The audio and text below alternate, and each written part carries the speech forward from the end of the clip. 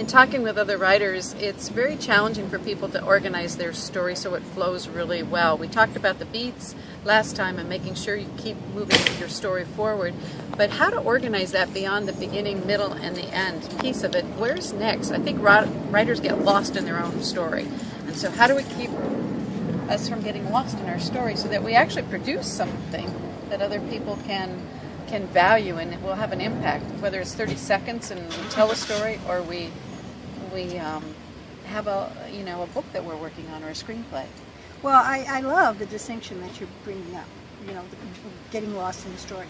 The truth is that it's not the story that the writer gets lost in. It's the confusion about the meaning of what's really going on. And so then they have this note and that note and that and all over. But that's not the story. The story is the beginning and middle and end. The story is the progression of where the stuck place is for you or the person, the character, and where it moves forward with another result.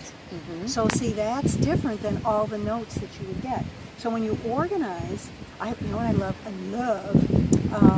Dago Post-its. I love, you go to the stationery store and just commit retail. Pick out all kinds of ways that you can organize. I mean, paper clips and color dividers and all sorts of things.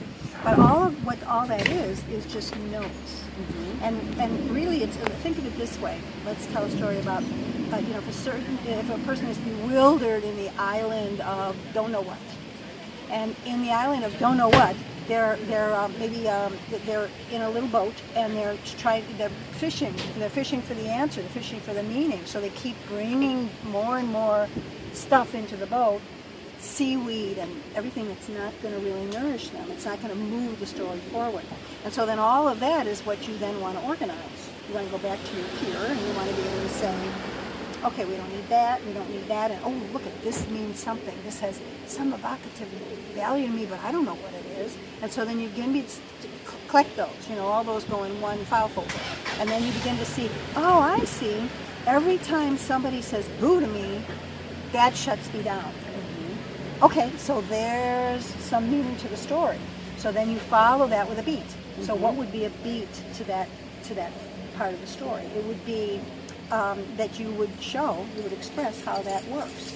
That that someone would look at you funny, or to give you a critique, some judgment on you, and then what is your response? What is your reaction?